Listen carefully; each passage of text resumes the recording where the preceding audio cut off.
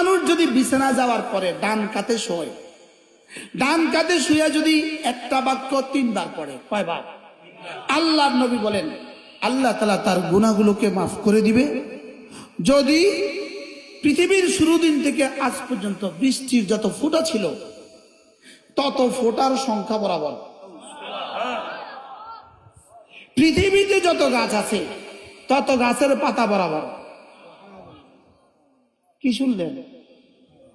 এরপরে রাসূল বলেন পৃথিবীতে যত ধূলিকণা আছে তত ধূলিকণা বরাবর। এবার এত গুনাহ কার কার আছে?